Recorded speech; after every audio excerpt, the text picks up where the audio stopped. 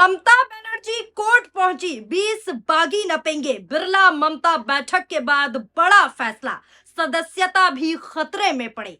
नमस्कार, आदाब, स्वागत है आप सभी का पीआरबी में। दोस्तों, पश्चिम बंगाल की राजनीति से इस वक्त एक ऐसी बड़ी खबर निकलकर सामने आ रही है जिसने दिल्ली से लेकर कोलकाता तक पूरी तरीके से सियासी भूचाल लाकर खड़ा कर दिया है। ममता बनर्जी हाई कोर्ट पहुंच गई हैं। आज की राजनीति में हलचल दोस्तों इतनी तेज है कि हर घंटे तस्वीरें लगातार बदल रही हैं। एक तरफ पश्चिम बंगाल की मुख्यमंत्री ममता बनर्जी का बड़ा कदम, जहां उन्होंने सीधे सीधे कथित तौर पर बैंक खाते सीज होने के मामले को लेकर हाईकोर्ट का दरवाजा खटखटा लिया है, हाईकोर्ट का रुख कर लिया है। तो वहीं दूसरी तरफ टीएमसी के अंदर 20 बागी सांसदों को लेकर सियासी भूचाल पूरी तरीके से मचा हुआ नजर आ रहा है। लेकिन सवाल दोस्तों यही है कि क्या ये सिर्फ टीएमसी के बैंक खातों को सीज किए जाने का मामला है या फिर इसके पीछे 20 बागी सांसदों के खिलाफ चल रही बड़ी राजनीतिक और साथ ही साथ कानूनी लड़ाई भी जुड़ी हुई है।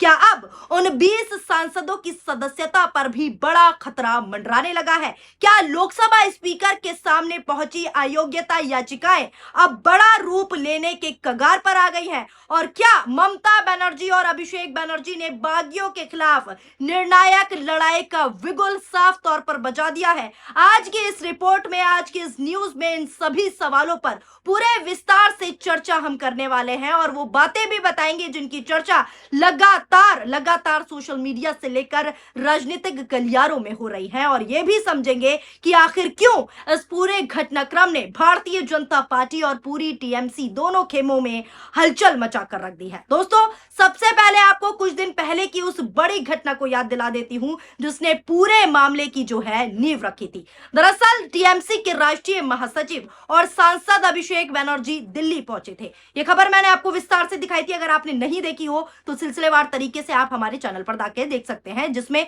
सीधा लोकसभा स्पीकर ओम बिरला से उन्होंने मुलाकात की थी। उन्होंने मीडिया के सामने खुलकर बयान दिए थे। मैंने आपको सारे बयान की तफ्तीश, सारी चर्चा आपको इस खबर में बताई थी। एक बार फटाफट से और बता देती हूँ, याद दिला देती हूँ। इस मुलाकात के दौरान उन्होंने कथित तौर पर 20 बागी सांसदों के खिलाफ जो है अयोग्यता की मांग को लेकर 20 अलग अलग याचिकाएं सौंपी थी। एक दो नहीं बल्कि 20। इनमें से एक याचिका लगभग 21 पन्नों की जो है बताई जा रही थी, जिसमें विस्तार से सभी आरोप हैं और दावे शामिल हैं। अभिषेक बनर्जी ने उसके बाद जो है मीडिया से बातचीत की और मीडिया से बातचीत करते हुए उन्होंने साफ शब्दों में कहा कि अगर कोई सांसद मेरे बयान को आपत्तिजनक मानता है तो वो मेरे खिलाफ कानूनी कार्रवाई कर सकता है और मैं इसका जवाब कहाँ दूंगा? मैं कोर्ट में अपना पक्ष रखने के लिए पूरी तरीके से तैयार हूं। ये सभी बातें अभिषेक बनर्जी ने कही। उन्होंने ये भी आरोप लगाया कि कुछ सांसदों को धमकियां देकर तोड़ा जा रहा है, करोड़ों रुपए के लालच देकर इस्तेमाल किया जा रहा है और बागी गुटों में शामिल किया जा रहा है और जनता के जनादेश के साथ विश्वासघात किया जा रहा है। ये सभी बातें अभिषेक बनर्जी ने कही और इसी के साथ उन्होंने ये भी दावा किया कि सांसद किसी दूसरी पार्टी में अकेले विलय नहीं कर सकते। अगर ऐसा होता है, अगर करते हैं तो ये संविधान के पूरी तरीके से खिलाफ होगा। इसी आधार पर अब लोकसभा स्पीकर के पास यानी कि ओम बिरला के पास जो है फैसला लंबित माना जा रहा है। अब दोस्तों बात करते हैं उस बड़े घटनाक्रम की जिसने पूरे बंगाल की राजनीति को हिला कर रख दिया है। रिपोर्ट के अनुसार आपको बता दूं, पश्चिम बंगाल की मुख्यमंत्री ममता बनर्जी कथित तौर पर हाईकोर्ट पहुंच गई हैं। जी हां, मामला बैंक खातों के सीज होने से जुड़ा बताया जा रहा है। हालांकि दोस्तों इस पूरे मुद्दे पर आधिकारिक पुष्टि और कानूनी दस्तावेज की विस्तृत जानकारी अभी सामने आना बाकी है। लेकिन ताजा अपडेट मैं आपको दे रही हूं, ममता बनर्जी ने खाता सीज को लेकर हाईकोर्ट का रुख कर लिया है। राजनीतिक गलियारों में से लेकर चर्चा जो है अब तेज हो चुकी है कि ममता बनर्जी अब पूरी तरीके से आर पार के मूड में है और बागियों को भी अब बख्शने वाले नहीं है ममता बनर्जी।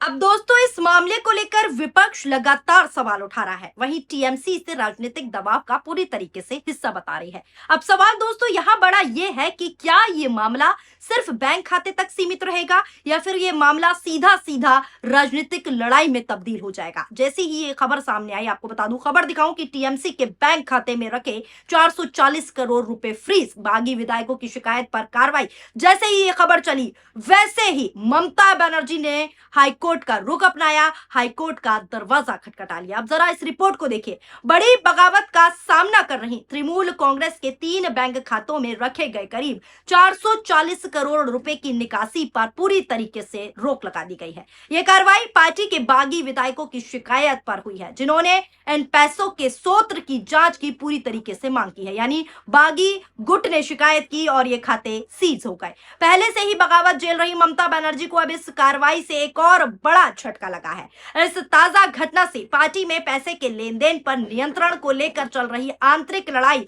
और भी तेज हो गई है। आपको बता दूं, इसी के साथ साथ जानकारी मिली है कि शत्रभद्र बनर्जी का गुट अब पार्टी के लेन देन में गड़बड़ी का आरोप लगा रहा है, जिसकी वजह से ये पूरी कार्रवाई शुरू हुई है। रिपोर्ट के अनुसार एक वरिष्ठ पुलिस अधिकारी ने साफ तौर पर बताया कि प्राइवेट सेक्टर के एक बैंक में रखे हुए इन 3 खातों पर डेबिट जो है फ्रीज लगा दिया गया है, यानी पूरी तरीके से खाते बंद हो चुके हैं। इसका मतलब है कि इन खातों से पैसा निकाले या बाहर ट्रांसफर नहीं किया जा सकता, ना निकाला जा सकता है और ना ट्रांसफर किया जा सकता है। हालांकि इन खातों में पैसा जमा किया जा सकता है। इस पर आपको बता दूं, ममता गुट का पलटवार भी निकलकर सामने आया और बेहद आक्रामक अंदाज में जो है पलटवार हुआ है। ममता बनर्जी के वफादार विधायक कुणाल घोष ने कहा कि अरूप विश्वास अब पार्टी के कोष अध्यक्ष नहीं है। इसी के साथ उन्होंने कहा कि उन्हें पार्टी की आर्थिक मामलों पर बोलने का कोई भी अधिकार नहीं है। इसी के आगे घोष ने भी बयान दिया और इसके अलावा उन्होंने कहा कि साफ कर दे कि अरूप विश्वास पहले कोष अधिकारी थे, लेकिन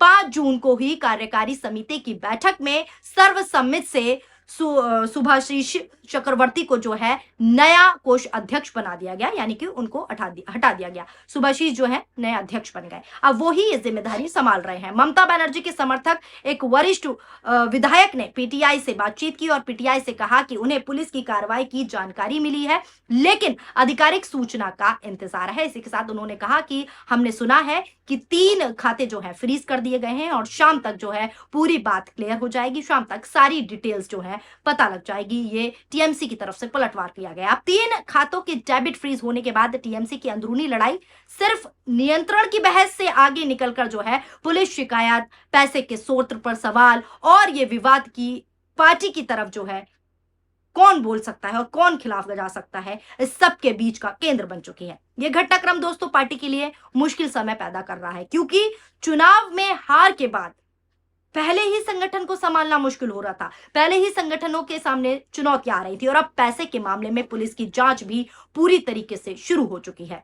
इसी बीच सबसे बड़ा विवाद 20 बागी सांसदों को लेकर खड़ा हो रहा है। सूत्रों के अनुसार खुला दावा किया जा रहा है कि इन सांसदों की सदस्यता पूरी तरीके से खतरे में पड़ सकती है और खतरे में आ चुकी है। अयोग्यता की प्रक्रिया आगे बढ़ सकती है और पार्टी स्तर पर बड़ा एक्शन लिया जा सकता है इन बागियों पर। इस पूरे मामले पर राजनीतिक बयानबाजी भी तेज होती नजर आ रही है। टीएमसी खेमे का कहना है कि पार्टी अनुशासन के खिलाफ जाने वालों पर सख्त से सख्त कार्रवाई जरूरी है और हम बागियों के खिलाफ कड़ा एक्शन लेंगे। वहीं विपक्षी दल इसे राजनीतिक बदले की कार्रवाई बता रहा है और सोशल मीडिया पर भी ये मुद्दा जो है तेजी से ट्रेंड कर रहा है और अलग अलग तरह के दावे किए जा रहे हैं, अलग अलग तरह की प्रतिक्रियाएं सामने आ रही हैं और अलग अलग तरह के विश्लेषण भी सामने आ रहे हैं। कुछ लोग दोस्तों इसे सबसे बड़ा राजनीतिक संकट, दल बदल की बड़ी परीक्षा और लोकतंत्र की निर्णायक लड़ाई बताकर जो है पेश कर रहे हैं।